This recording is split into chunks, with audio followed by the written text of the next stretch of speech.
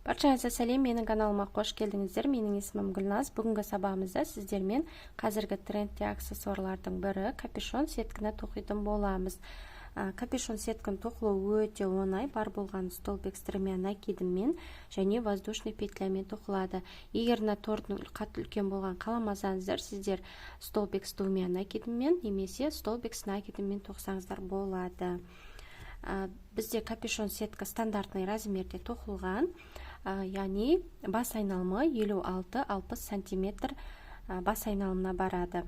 Бізде 3 бөліктен тұрады, яғни бірінші шарф бөлігі, онан кейін капюшон бөлігі және екінші шарф бөлігі. Біздер тоқуды осы шарф бөлігінен бастайтын боламыз. Капюшонды кез келген жіппен тоқсаңыз болады. Хлопок жіппен, хлопок плюс акрил жіппен, немесе пайетка қосылған жіппен де тоқуға болады. Өте әдемі, нарядный, жылтырап, сондай әдемі болып шығады. Егер де осындай капюшонды тоқып үйренгіңіз келсе, видеоны соңына дейін қараңыздар, видеоға лайк басыңыздар, комментарий қалдырыңыздар. Каналға тіркелмеген болсаңыздар, міндетті түрде тіркеліп алыңыздар. Өйткені алдағы уақытта, Алла қаласа, көптеген әдемі трендте жүрген тоқыма бұйымдарын, мастер-класстарын түсіріп салатын боламын. Сабағымызға қажетті құралдар: жіп, крючок, қайшы, сантиметрлік лента және маркер. Жіп менде Alize Diva жібі 100 грамда 350 метр. 100% микрофибра акрил. Жіптің номері 167. Және 3-ші номерлі крючок. Дайын болсақ, сабағымызды бастайық. Ең алдымен түйін түйіп аламыз.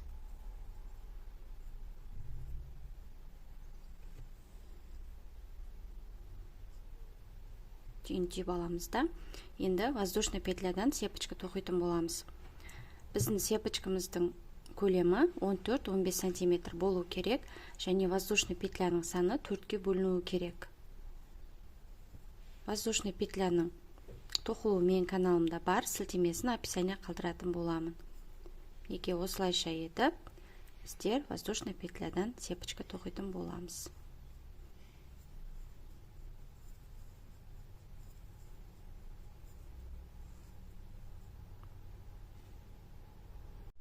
Неге мен тоқып алдым, менде 40 воздушный петля болды.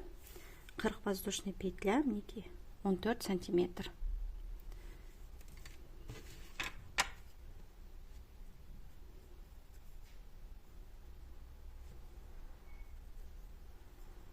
Енді тағы бір воздушный петля тереміз, яғни 41-ші воздушный петляны тереміз да, осы петляға маркер белгілеп қоямыз.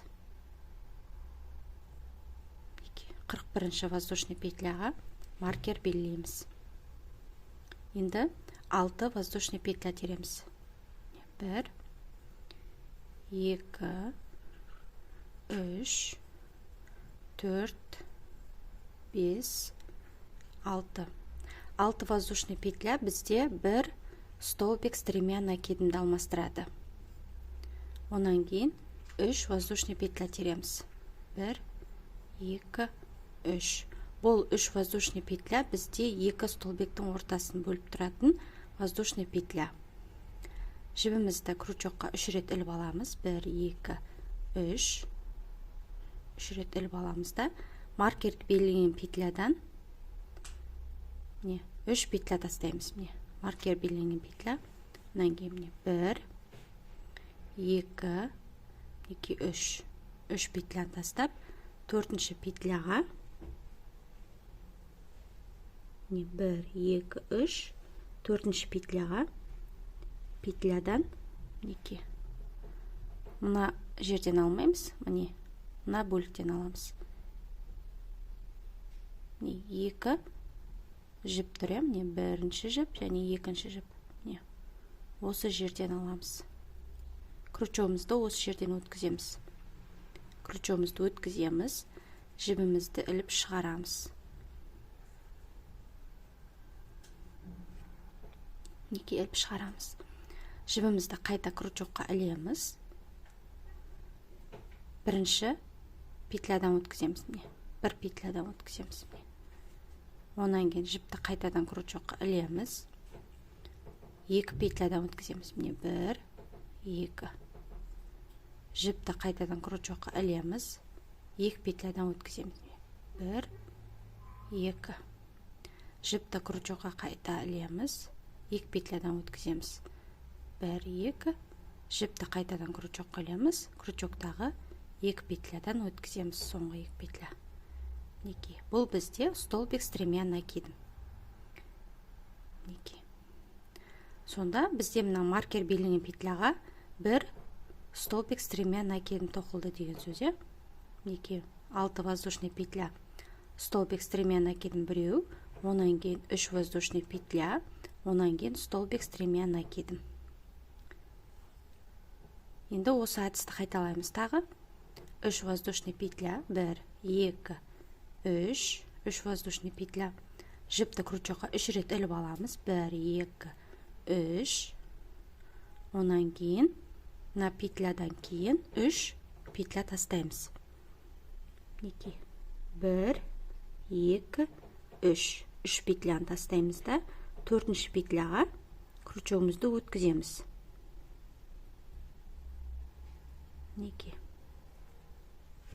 Жібімізді іліп аламыз да, осы жерден өткіземіз жібімізді. Жіпті крючокқа ілеміз қайтадан. 1-ші петлядан өткіземіз, 1 петлядан. Жіпті крючокқа ілеміз. Крючок 2 петлядан өткіземіз. Жіпті крючокқа ілеміз. 3 петлядан өткіземіз. Ой, кешіріңіздер, тағы 2 петлядан өткіземіз. Жіпті крючокқа ілеміз. Тағы 2 петлядан өткіземіз. Жіпті крючокқа ілеміз. Соңғы 2 петлядан өткіземіз. Бұл бізде столбик с тремя накидом. Сонда бізде осындай тор пайда болады. Қайтадан осы қайталаймыз. Яғни 3 воздушный петля тереміз. Жібімізді крючокқа 3 рет іліп аламыз. 3 петля тастаймыз. Міне 1, 2, 3. 4-ші петляға столбик с тремя накидом тоқимыз. 1 петлядан өткіземіз бірінші. Жіпті крючокқа іліп алып, 2 петлядан өткіземіз. Жіпті крючокқа ілеміз. 2 петлядан өткіземіз. Жіпті крючокқа ілеміз. 2 петлядан өткіземіз. Жіпті крючокқа ілеміз. Соңғы 2 петлядан өткіземіз. Осылайша тоқып шығамыз. 3 воздушный петля. Жіпті крючокқа 3 рет іліп аламыз. 3 петляны тастап, 4-ші петлямызға столбик с тремя накидом тоқимыз. 1 петлядан өткіземіз. 2 петлядан өткіземіз. 2 петлядан өткіземіз. 2 петлядан өткіземіз. Және соңғы 2 петлядан өткіземіз. Қатардың соңына дейін осылай тоқып аламыз. 3 воздушный петля. Жіпті крючокқа 3 рет іліп аламыз да, 3 петляны тастап, 4-ші петляға столбик с тремя накидом тоқимыз.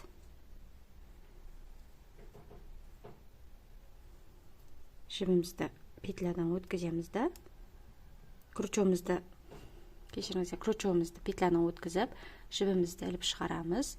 Жіпті крючокқа қайта ілеміз да, 1 петлядан өткіземіз. Жіпті крючокқа қайта іліп, 2 петлядан өткіземіз. Жібімізді крючокқа іліп, 2 петлядан өткіземіз. Жіпті крючокқа іліп, 2 петлядан өткіземіз. Жіпті крючокқа іліп, соңғы 2 петлядан өткіземіз. Осылайша қатардың соңына дейін тоқып алайық. Қатардың соңындағы соңғы столбик тоқиын деп жатырық. 3 петляны тастап, соңғы петлямызға крючогымызды өткіземіз да, жібімізді іліп шығарамыз. 1 петлядан өткіземіз. Онан кейін 2 петлядан өткіземіз. Онан кейін 2 петлядан өткіземіз. Тағы 2 петлядан өткіземіз. Және соңғы 2 петлядан өткіземіз. Біздің бірінші қатарымыз аяқталды.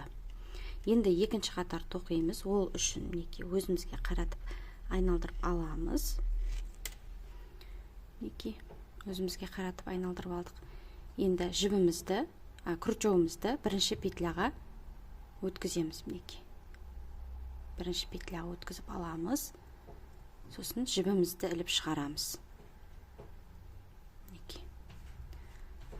крючокта 2 петля, тағы жіпті крючокқа іліп аламыз, осы 2 петлядан өткіземіз.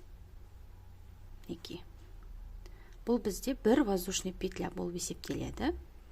Енді тағы 8 воздушный петля тереміз. Сонда барлығы 9 болады. 1, 2, 3, 4, 5, 6, 7, 8. 8 воздушный петля тердік, және 9-шысы неке? Мынау бізде. Сонда барлығы 9 воздушный петля болды.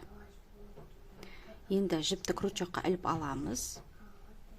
3 рет. Бұл воздушный петляның 6 воздушный петлясы бізде бір столбик стремена кедім, және 3 воздушный петлясы бізде 2 столбиктің ортасын бөліп тұратын воздушный петлялар. Жіпті крючокқа 3 рет іліп алдық. Енді келесі петлямызды, келесі петляға 3 воздушный петля ортадан тастаймыз. Алдыңғы қатардағы, бірінші қатардағы столбик стремена кедімға тоқитын боламыз. Жібімізді петлядан өткізіп аламыз, крючогымызды өткізіп аламыз петлядан, жібімізді іліп шығарамыз. Жіпті крючокқа қайтадан ілемізді, бірінші петлядан өткіземіз. Жіпті крючокқа іліп 2 петлядан өткіземіз. Жіпті крючокқа іліп 2 петлядан өткіземіз. Жіпті крючокқа ілеміз, 2 петлядан өткіземіз. Жіпті крючокқа іліп соңғы 2 петлядан өткіземіз. Столбик стремена кедім. Бізде осындай тор пайда болады. Қайтадан тоқимыз. 3 воздушный петля. Жіпті крючокқа 3 рет іліп аламыз.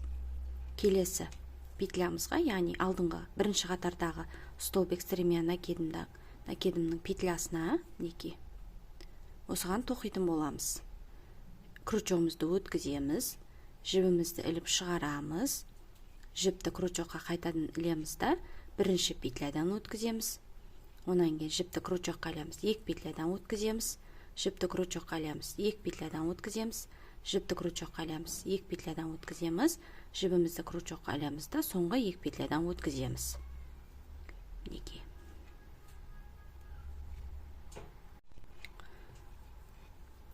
Қайтадан 3 воздушный петля тоқимыз. Жіпті крючокқа 3 рет іліп аламыз. Бірінші қатардағы столбик стремена кедімға соның петлясына тоқимыз. Яғни жібімізді крючокқа іліп аламыз, өткіземіз петлядан. Жіпті қайтадан крючокқа ілемізді, бірінші петлядан өткіземіз. Жіпті крючокқа ілеміз, 2 петлядан өткіземіз. Жіпті крючокқа ілеміз, 2 петлядан өткіземіз. Жіпті крючокқа ілеміз, 2 петлядан өткіземіз. Жіпті крючокқа ілемізді, соңғы 2 петлядан өткіземіз. Столбик стремена кедім. Осылайша етіп, қатардың соңына дейін тоқып аламыз. Яғни бірінші қатарда бізде қанша тор болады, екінші қатарда да сонша тор тоқитын боламыз. Еш қиындығы жоқ. Осылайша етіп тоқып шығамыз. Столбик стремена кедім, ортасында 3 воздушный петля болады.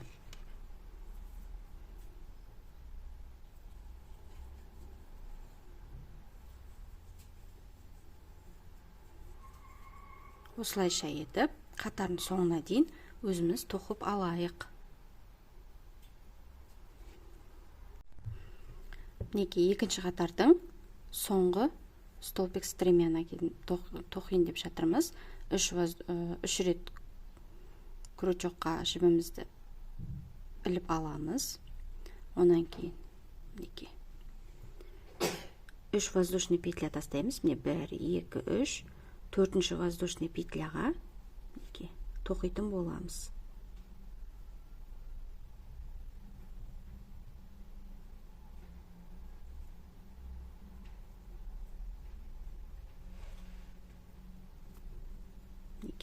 Крючогымызды өткізіп алдық петлядан. Енді жібімізді іліп, осы жерден өткіземіз. жіпті крючокқа ілеміз, бірінші петлядан өткіземіз, жіпті крючокқа іліп, екі петлядан өткіземіз, жіпті крючокқа ілеміз, екі петлядан өткіземіз, жіпті крючокқа іліп, екі петлядан өткіземіз, жіпті крючокқа іліп, соңғы екі петлядан өткіземіз. Неке. Бізде бұл екінші қатар аяқталды. Енді үшінші қатар тоқитын боламыз. Ол үшін өзімізге қаратып айналдырып аламыз. Неке. Онан кейін петляға, бірінші петляға жібімізді, крючогымызды өткізіп аламыз. Міне. Крючогымызды өткізіп, жіпті іліп шығарамыз. Крючокта бізде екі петля, жіпті қайтадан крючокқа іліп, осы екі петлядан өткіземіз. Бұл бізде бір воздушный петля болып есептеледі. Енді тағы 8 воздушный петля тереміз. Қатардың басы осылай басталады. Яғни 9 воздушный петля тергенде ғой сонда, я? Міне, бір воздушный петля тердік. Енді 8 воздушный петля тереміз. Міне, 2, 3, 4, 5, 6. 6 воздушный петля бұл бізде бір столбик с тремя накидінді алмастырады. Және 2 столбиктің ортасын бөліп тұратын 3 воздушный петля. Міне 1, 2, 3. Сонда барлығы бізде қатардың басында 9 воздушный петля болады. Жіпті крючокқа 3 рет іліп аламыз енді. 3 рет іліп аламыз. Онан кейін столбикке тоқимыз. Яғни екінші қатардағы столбик с тремя накидінің петлясына тоқитын боламыз. Бірінші петлядан өткіземіз. Онан кейін екі петлядан өткіземіз. Екі петлядан өткіземіз. Екі петлядан өткіземіз. Және соңғы екі петлядан өткіземіз. Міне осылайша етіп қатардың соңына дейін тоқып аламыз. 3 воздушный петля, столбик с тремя накидін. 3 воздушный петля, столбик с тремя накидін. Қатардың соңына дейін осылайша етіп тоқып аламыз.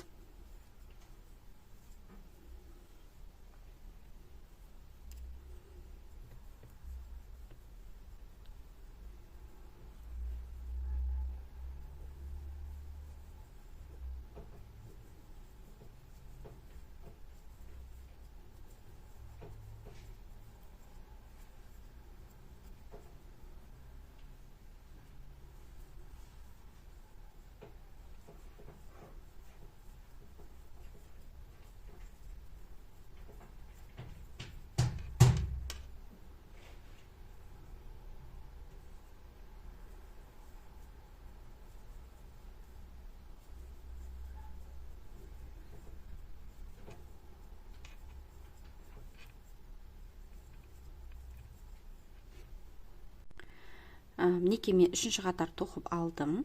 Енді тура осылай етіп сіздер бірнеше қатар тоқисыздар. Яғни өзіңізге қажетті шарфтың ұзындығында тоқитын боласыздар. Менде шарфтың ұзындығы 60 сантиметр. Сіздер одан көп немесе аз етіп тоқсаңыздар болады. Ол өзіңіздің қалауыңыз бойынша. Яғни өзіңізге қанша сантиметр шарф болған қалайсыз, сонша сантиметр тоқисыздар. Менде ұзындығы 60 сантиметр. Енді мен бірден сіздерге капюшон бөлігінің қалай тоқылуын көрсететін боламын. Ол үшін неке мына аралық, яғни шарфтың ені менде 14 сантиметр. Енді ары қарай тағда 14 сантиметр болатындай етіп воздушный петля теретін боламын. Яғни біздің капюшонның жаңа ені 28 сантиметр болу керек.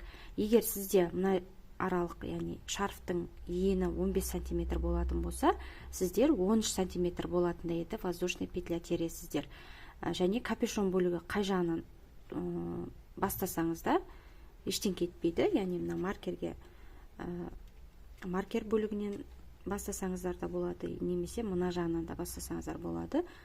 Маркерді тек мен 41-ші воздушный петляны белгілеп алу үшін ғана белгілеп қойған болатынмын. Бұны жалпы алып тастай беруге де болады. Енді капюшон бөлігін тоқимыз. Капюшон бөлігін неке мана айтқандай ені 14 сантиметр, енді тағда 14 сантиметр болатындай етіп воздушный петля теремін.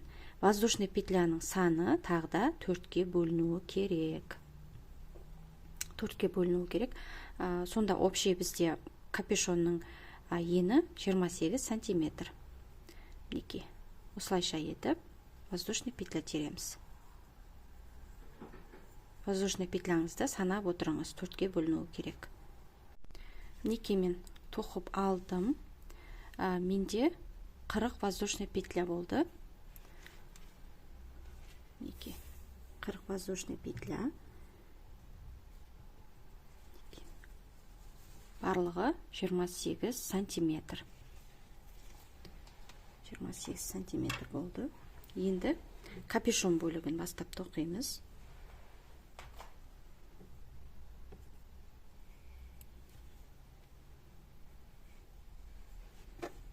Өзімізге қаратамыз.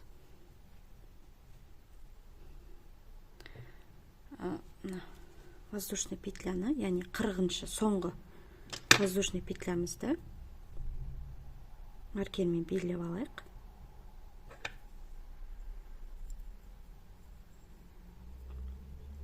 Енді 9 воздушный петля тереміз. 1, 2, 3, 4, 5, 6. Бұл 6 воздушный петля бізде бір столбик с тремя накидімді алмастырады. Онан кейін 2 столбиктің ортасын бөліп тұратын 3 воздушный петля. 1, 2, 3, 4, 5, 6 және 3 воздушный петля. Жіпті крючокқа 3 рет іліп аламыз. Онан кейін маркер белгіленген петлядан 3 петля тастаймыз. 1, 2, 3. 4-ші петляға. 4-ші петляға. Столбик с тремя накидін тоқимыз. Яғни бірінші крючогымызды өткізіп аламыз осы жерден. Жібімізді іліп шығарамыз. Жіпті крючокқа қайта іліп, бірінші петлядан өткіземіз. Онан кейін 2 петлядан өткіземіз. 2 петлядан өткіземіз. 2 петлядан өткіземіз. Және соңғы 2 петлядан өткіземіз. Мінекей. Столбик с тремя накидін. Онан кейін 3 воздушный петля тереміз. 1, 2, 3. 3 воздушный петля. Столбик с тремя накидін тоқимыз. 1, 2, 3 петля тастап, 4-ші петляға столбик с тремя накидін тоқимыз.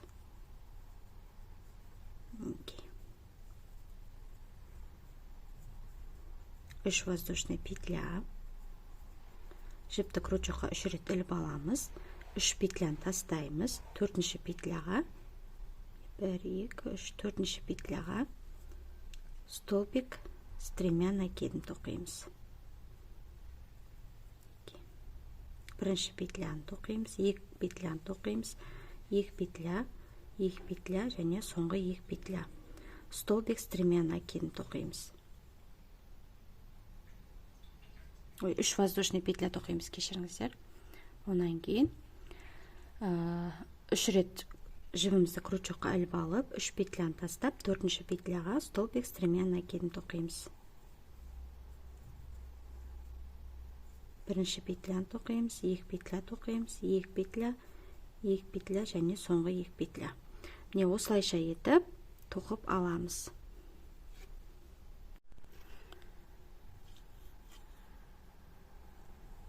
Мінекей, біздер уже шарф бөлігіне келдік. Міне 3 воздушный петля тасталған кезде 4-шісі уже бізде шарф бөлігіндегі столбик с тремя накидін.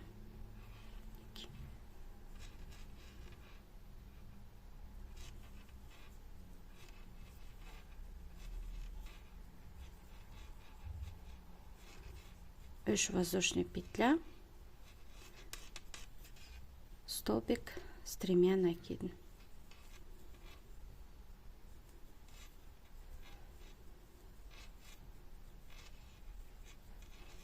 Үш воздушный петля,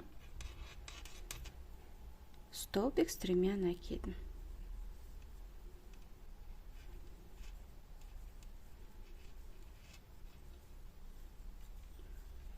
3 воздушная петля, столбик с 3 накидом.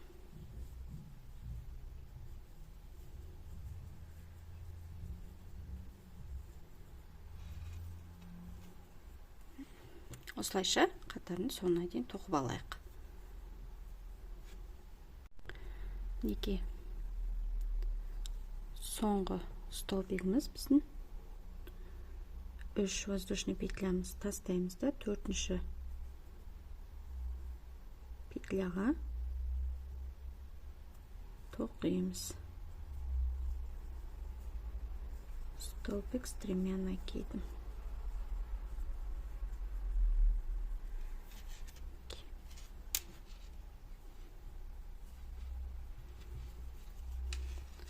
Но бізде капюшон бөлігінің бірінші қатары аяқталды. Капюшон бөлігінің бірінші қатары. Енді екінші қатарын тоқимыз. Ол үшін өзімізге қаратамыз. Да. Яғни қатардың басы манағы көрсеткендей, яғни бірінші петлямызға крючогымызды өткіземіз да, жібімізді іліп шығарамыз. Крючокта 2 петля, жіпті крючокқа ілеміз да, осы 2 петлядан өткіземіз. Яғни бұл бізде бір воздушный петля болып есептеледі. Онан кейін тағы 8 воздушный петля тереміз. 2, 3, 4, 5, 6, 7, 8 воздушный петля, мына петлямен 9 воздушный петля общая. Сонда бұл бізде 6 воздушный петлясы бір столбик с 3 накидым, және 3 воздушный петлясы 2 столбиктің ортасындағы воздушный петля. Енді жіпті крючокқа 3 рет іліп аламыз да, столбик с 3 накидімге, алдыңғы қатардағы столбик с 3 накидімге, мінекей столбик с 3 накидім тоқимыз. 3 воздушный петля, столбик с 3 накидом.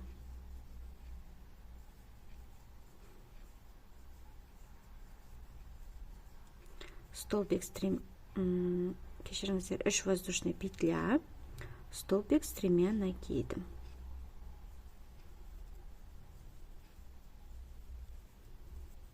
Неке 3 воздушный петля, столбик с 3 накидом.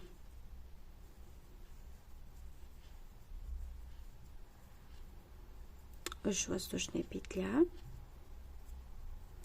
столбик с 3 накидом.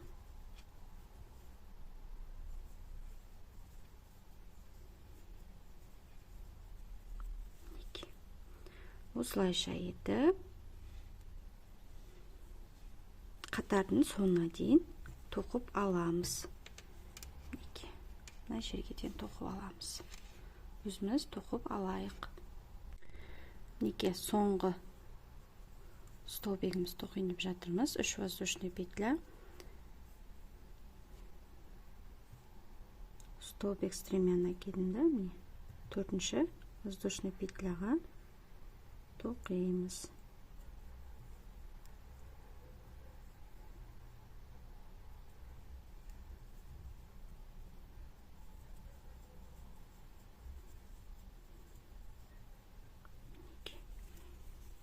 Біздің капюшон бөлігінің екінші қатары мінекей аяқталды.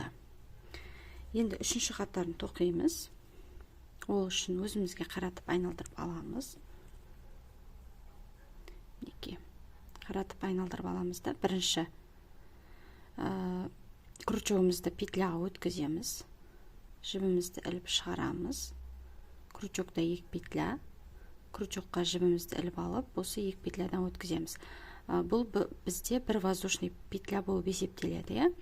Енді тағы 8 воздушный петля тоқимыз. 1, 2, 3, 4, 5, 6, 7, 8. 8 воздушный петляның, онан кейін 9-шы воздушный петля. Сонда бізде общий 9 воздушный петля болып есептеледі.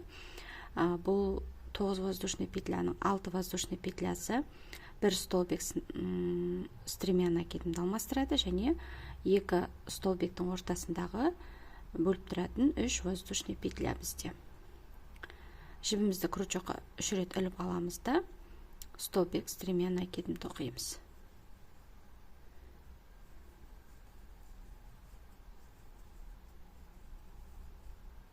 Әрбір қатарымыз біздің осылай басталады. Яғни 9 воздушный петлядан басталады. Әрбір қатарымыз. Капюшон бөлігінде де, шарф бөлігінде де осылай бастаймыз біз қатарымызды.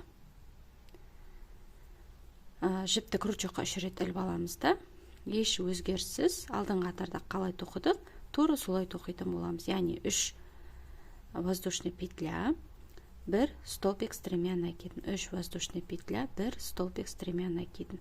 Солайша етіп біздер тоқитын боламыз. Қатардың соңына дейін тоқып алайық. Сонан кейін сіздерге қайтадан келесі екінші шарф бөлігін тоқылуын көрсететін боламын. Қатардың соңына дейін өзіміз тоқып алайық. Неке капюшон бөлігінің үшінші қатарын аяқтап тоқып шықтым. Енді тура осылай етіп біздер бірнеше қатар тоқитын боламыз. Яғни біздің капюшонымыздың ұзындығы 44-46 сантиметр болам дегенше тоқимыз. Егер сіздің жібіңіз, тоқып жатқан жібіңіз жақсы созылатын жіп болатын болса, сіз 44 сантиметр тоқисыз. Ал егер де ондай қатты созылмайтын жіп болатын болса, сіз 46 сантиметр тоқисыздар. Неке осылай арқарай 4-ші, 5-ші, 6-ші солай ұзындығы мына жерден өлшейсіздер ғой. Мына уже мына жақтан төмен қарай біздің шарф бөлігі, ал былай қарай капюшон бөлігі кетеді. Осы жерден бастап өлшейсіздер арқарай 44 немесе 46 сантиметр тоқисыздар. Мен 44 сантиметр тоқим, өйткені менің жібім жақсы созылады. Енді арқарай біздер шарф бөлігін тоқимыз. Яғни мына жерде сіздер мына шарф бөлігіндегі торды санап аласыздар бірінші. Мына жерде жақсы бір-біріне жақын тұрғасын көрініп тұр, уже.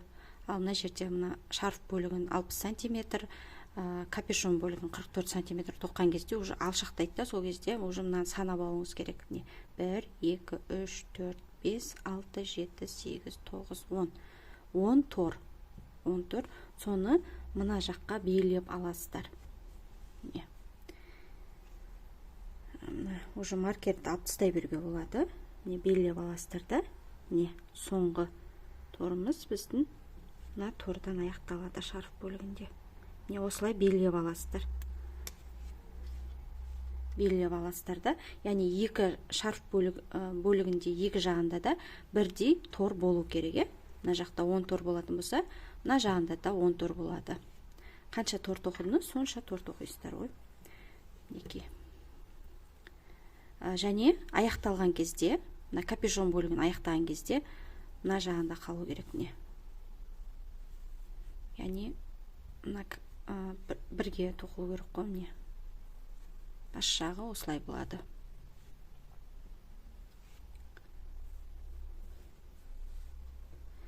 Яғни шарф бөлігінің басталған жағында аяқтаймыз. Басталған жағынан аяқтайтын боламыз капюшон бөлігін. Біздің воздушный петля тоққан, яғни воздушный петляны мына жерден бастап тоқтық. Осылай тоқтық да, уже шарф бөлігінің бірінші қатары мына жерден басталды. Яғни қатардың басы осы жақтан басталды. Сол шарф бөлігінің бірінші қатары басталған жақтан аяқтайсыздар капюшон бөлігін. Енді мына жерге маркерімізді белгілеп алдық. 10 тор екенін біліп алдық та, маркерімізді белгілеп алдық. Енді осы маркерге дейін біздер торымызды тоқитын боламыз.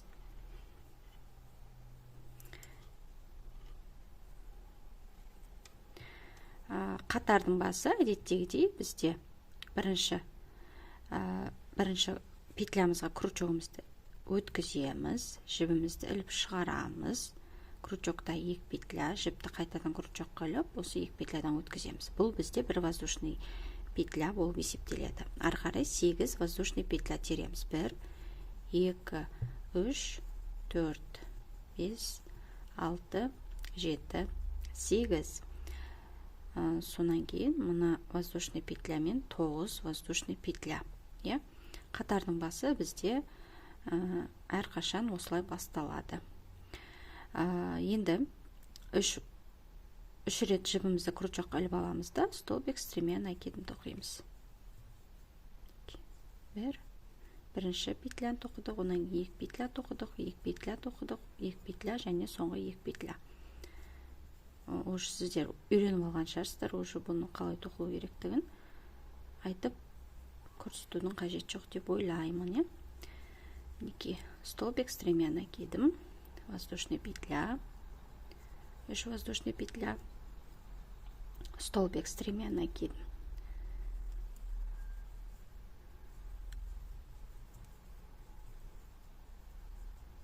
3 воздушная петля, столбик с 3 накидим,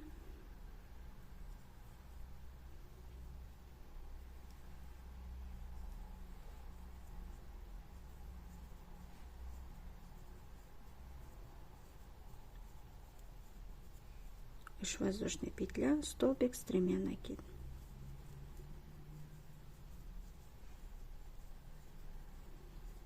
Неге осылайша етіп, маркерге дейін тоқып аламыз.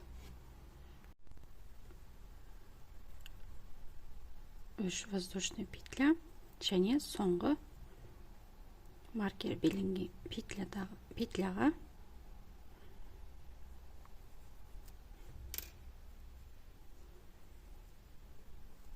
столбик с 3 накидім тоқимыз.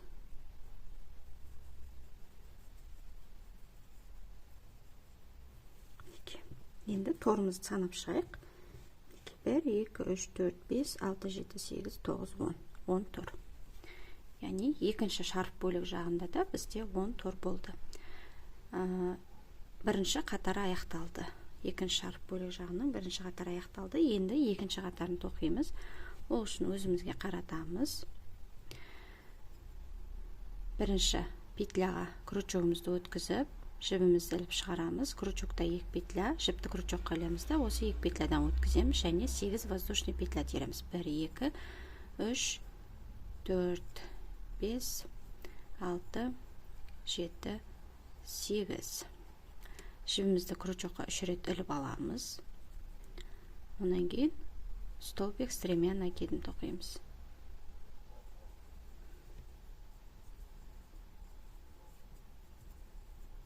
Үш воздушный петля.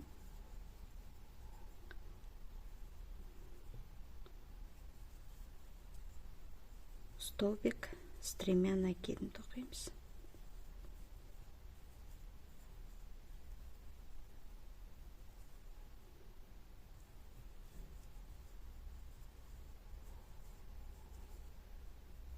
Осылайша етіп, қатардың соңына дейін тоқып аламыз. Өзіміз тоқып алайық. Соңғы столбигіміз.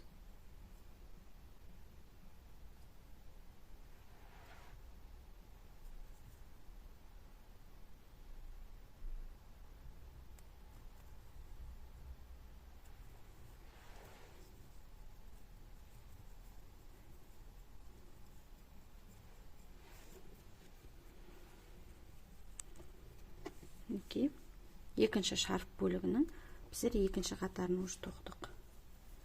Енді ары қарай торы осылай етіп бірнеше қатар тоқимыз. Яғни сіздер мына шарф бөлігінде қанша тор тоқыдыңыздар, соны санап аласыздар. Санап аласыздар да, мына шарф бөлігінде де сонша тор болу керек. Ұзынан тоққан кезде. Мына жерден бастап 1, 2, 3, 4, 5, 6 деп ары қарай санап аласыздар. Екеуінде, екі шарф бөлігінде де бірдей тор болу керек. Яғни енінде де, ұзындығында да бірдей тор болу керек. Әйтпесе сіздің шарф шарфтарыңыз екі түрлі болып кетеді. Сол үшін санап алып тоқыңыздар. Мінекей, осылайша етіп екінші шарф бөлігінде тоқып алайық. Онан кейін капюшон бөлігінің біздер қосып тоқитын боламыз. Өзіміз шарф бөлігін тоқып алайық. Мінекей, мынау бізде капюшон бөлігі,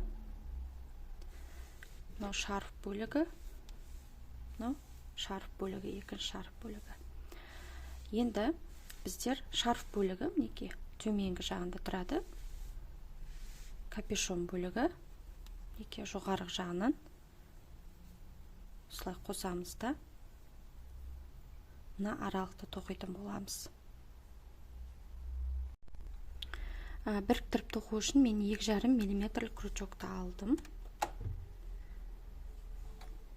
Енді капюшон бөлігіндегі мына жерде бірінші қатарында капюшон бөлігінің бірінші қатарындағы 3 воздушный петляны тастаймыз да, міне 4-ші воздушный петляны аламыз. Крючогымызды осылай өткіземіз, онан кейін келесі бетінде солай өткіземіз.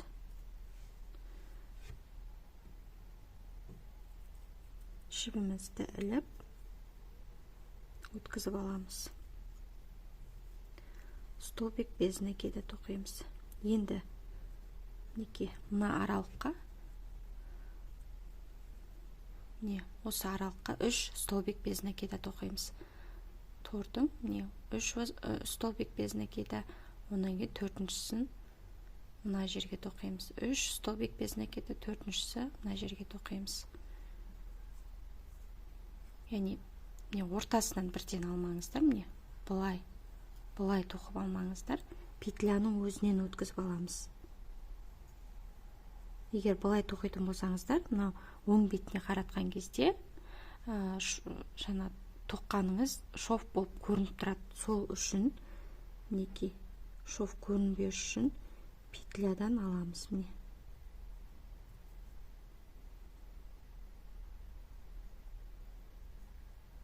Петлядан алып тоқимыз.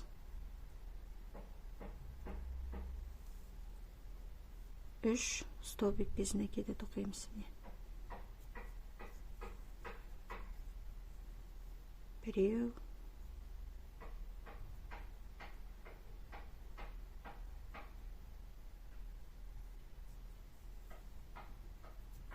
екеу,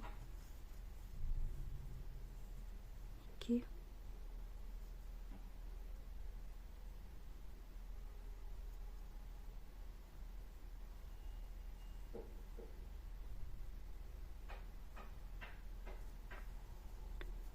үшеу, 3 столбик безіне кейде, онан кейін столбик стремя накидінің өзіне тоқимыз.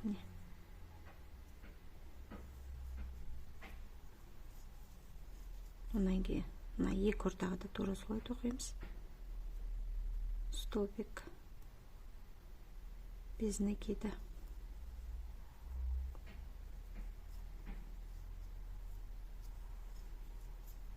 Біреу,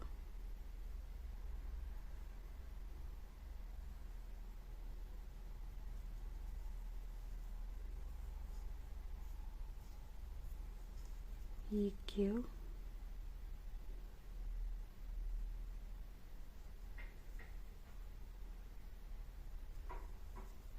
және үшеу, 3 столбик безіне кейде.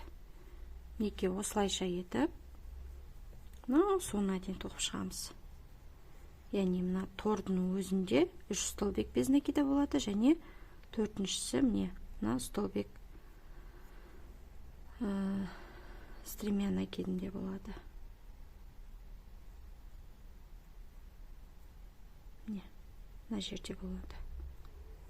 Мына жағында воздушный петля, мына жағында столбик стремя накидін. Яғни осылай тоқып шығамыз, біріктіріп.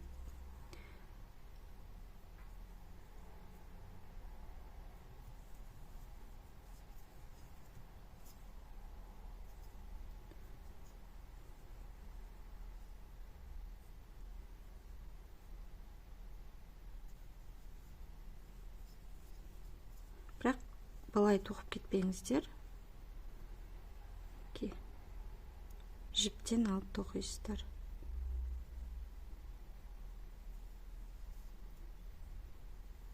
Осылай тоқисыздар. Сол кезде ондай қатты шов білінбейді.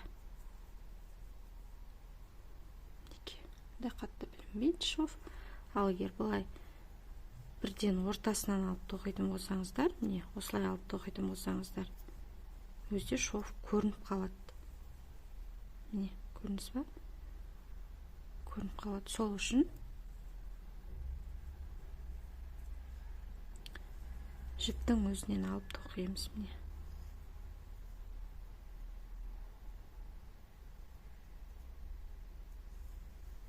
Егер тағы да бір әдістерді білетін болсаңыздар, біліндірмей қалай тоқуға болады, немесе тігуге болады, сол әдісті қолданып жасасаңыздар болады. Осылайша етіп, не? Осы басына дейін, қатардың соңына дейін біріктіріп тоқып шығайық. Немесе тігіп шығайық. Өзіңізге қалай ыңғайлы, солай жасап шығамыз. Мінекей мен тоқып алдым. Артық жіптерін қиып, жасырып қойдым. Мінекей біздің мынау капюшон бөлігі, ал мынау бізде шарф бөлігі. Мінекей осылай тұрады.